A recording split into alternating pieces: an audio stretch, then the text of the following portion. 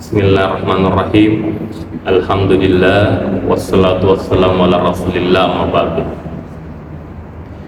Ibu bapak sekalian, kita itu bersaudara. Bahkan dalam negara kita yang majemuk ini, yang terdiri daripada banyak agama, suku, ras, kita itu semua bersaudara. Bersaudara dalam hal apa? Diikat oleh yang namanya satu nusa, satu bangsa, dan satu bahasa. Bersaudara dalam bingkai Negara Kesatuan Republik Indonesia.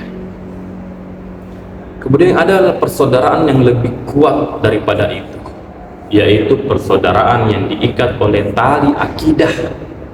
Kita sama-sama bertuhankan Allah Subhanahu wa Ta'ala, kita sama-sama bernabikan Muhammad Sallallahu Alaihi Wasallam. Ini persaudaraan yang diikat oleh tali akidah sama Muslim. Nah, kemudian persaudaraan ini lebih kuat daripada ikatan darah sekalipun. Persaudaraan ini lebih kuat daripada lokasi, tidak mengenal tempat, tidak mengenal geografis. Jadi dimanapun dia, misal dia berada di Amerika kah, di Papua kah, dia berada di Timur Tengah kah, di Inggris kah dia, di Eropa kah dia, kalau dia sama dengan agama kita, maka dialah saudara kita. Diikat oleh apa? Yaitu tali akidah sesama Muslim.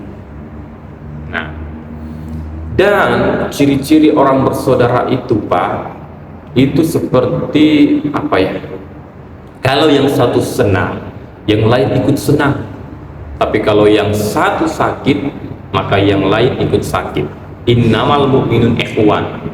Bersaudara, kita ini Muslim bersaudara. Ibaratnya begini, ibaratnya ini satu tubuh. Coba lihat tubuh kita. Kalau yang lain sakit, kalau kaki sakit, tubuh yang lain ikut sakit. Badan meriang, demam. Coba lihat kalau kaki kita terkena paku, kaki langsung berdarah, badan langsung ngilu, muncul demam. Satu sakit, yang lain ikut sakit, Pak. Begitulah kita bersaudara.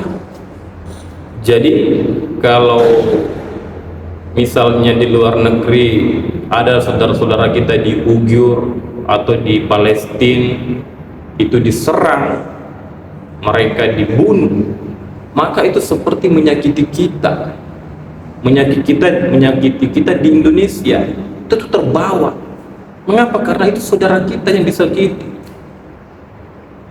Nah, misal di Palestina, dan itu sangat sangat mengguncang kita sebetulnya.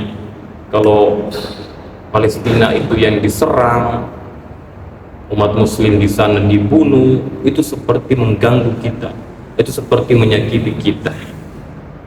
Olehnya itu, mari perkuat persaudaraan kita ini. Kita peduli kepada mereka, kita kirimkan bantuan kepada mereka. Karena mengapa? Palestina itu sesungguhnya tanah yang mulia, dimuliakan oleh Allah. Masjidil Aqsa di sana itu sangat dimuliakan oleh Allah. Mengapa? Satu, Masjidil Aqsa itu adalah kiblat pertamanya umat Muslim. Begitu mulianya itu di sana, sampai Nabi mengatakan bahwa umat Muslim tidak dianjurkan berpergian kecuali kepada 3 tempat. Yang pertama ke Mekah, yang kedua ke Madinah, dan yang ketiga ke Palestina. Di Mekah ada Masjidil Haram, di Madinah ada Masjid Nabawi, di Palestina ada Masjid Al-Aqsa. Itu pentingnya. Nah, kemudian yang kedua, Masjid Al-Aqsa itu adalah tempatnya Nabi Isra Mi'raj, Pak. Tempatnya Nabi Mi'raj, naik bertemu menjumpai Allah Subhanahu wa Ta'ala. Dalam Quran surah Al-Isra, A'udzubillahi minasyaitonirrajim.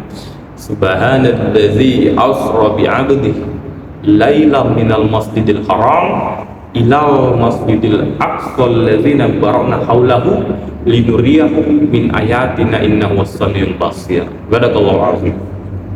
Maha suci Allah yang telah memperjalankan hambanya dari Masjidil Haram ke Masjidil Aqsa, diberkahi sekelilingnya. Masya Allah. Jadi Masjidil Aqsa tempatnya Nabi Mi'raj, naik ke langit bertemu menjumpai Allah. Jadi sangat mulia tempat itu, Pak. Kemudian yang ketiga, kemudian selanjutnya, di mana Palestina itu adalah tempatnya para nabi dan rasul berjuang, hidup dan sebagainya. Olehnya itu, Pak, kalau Palestina itu diserang Yahudi, itu sungguh kita merasa apa ya, teriris kita, sedih kita, Pak. Tempat mulia, di sana orang-orang muslimnya, sedih kita, Pak. Makanya apa caranya supaya Yahudi Israel di sana tidak lagi menyerang Palestina, tidak lagi menyerang saudara-saudara kita di sana? Caranya adalah pertama, kita boikot produk Israel, kita boikot produk Yahudi. Kita sebetulnya ini umat muslim banyak, jumlah kita itu 2,2 miliar sedunia, banyak, Pak. Kita ini pasar yang besar. Kalau kita tidak pakai produk mereka, maka mereka tidak mendapatkan untung. Bayangkan kalau kita ini 2,2 M, kita belanja ke mereka, kita pakai produk mereka, ketika produk mereka dipakai, mereka dapat keuntungan. Nah, keuntungan itulah yang mereka beli senjata, beli peluru, ujung-ujungnya dia menyerang saudara kita. Menyerang saudara kita di Uyghur, menyerang saudara kita di Palestina. Maka sakitlah kita, Pak, saudara kita diserang. Olehnya itu kita boikot produknya, Pak.